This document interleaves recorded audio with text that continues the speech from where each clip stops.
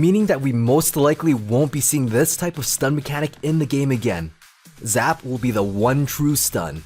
His axe splashing units behind him are going to be removed. He also has this weird bug where it deals its initial damage when the axe is fully extended. But this is nothing compared to his axe flying out of the arena. Fixing these issues requires a full client update. They've hinted that they're aiming for a big update in March. If I were to guess, I would say March 2nd, as that's the anniversary of the global launch date. Now with the stun and all of those interactions, they've made the Executioner the #1 card in the game. So there's going to be a small balance update which is going live on February 13th.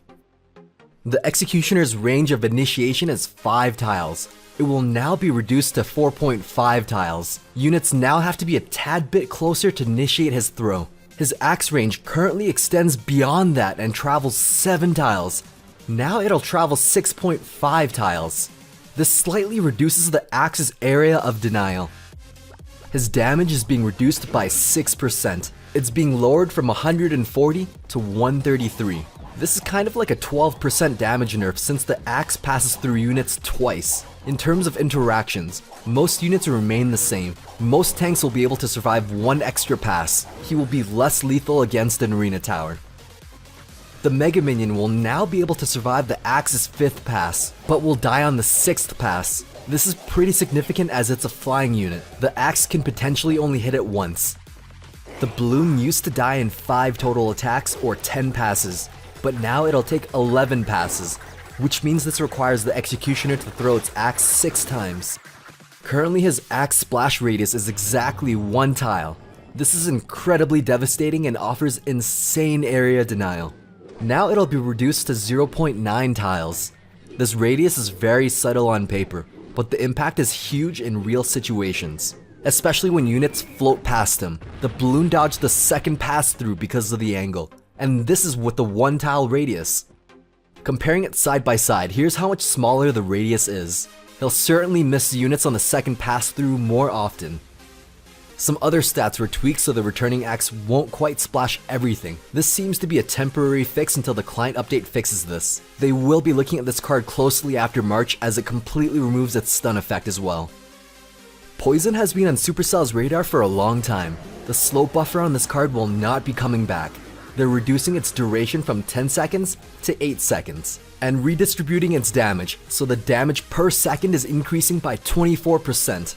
The total damage of poison will be reduced by 1%, so at tournament standard it will still deal exactly 600 damage, but the damage per tick will be significantly stronger.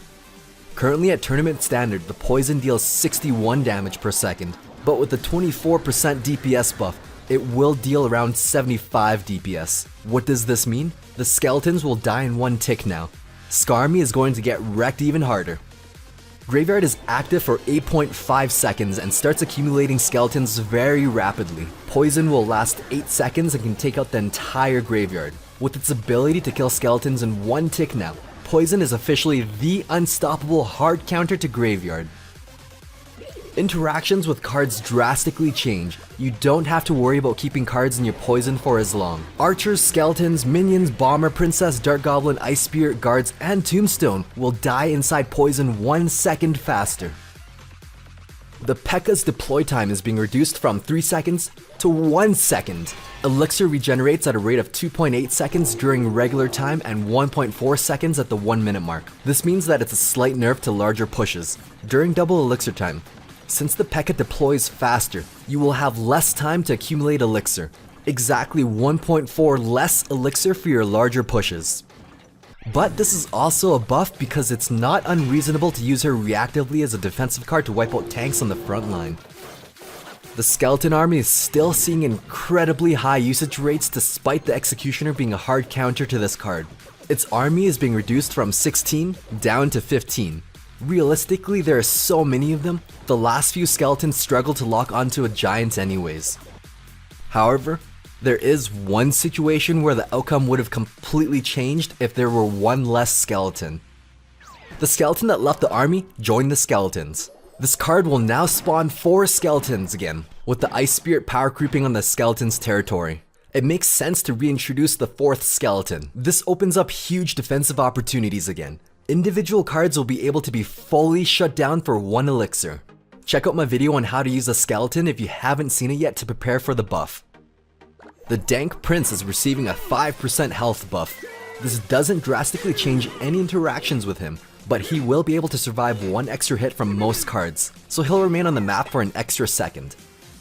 The Witch is receiving a 6% damage buff. At tournament standard, this damage is increasing from 65 to 69. This doesn't sound like much, but it completely changes the dynamic of this card. She can now one-shot skeletons as fast as a dart goblin.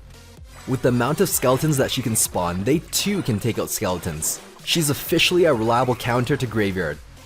With all the epic starter cards like the Witch and Skarmoon receiving so much love, the baby dragon's finally starting to see some love as well. Its range is increasing from 3 tiles to 3.5 tiles. Overall, it'll be a bit more reliable to use. Thanks for watching.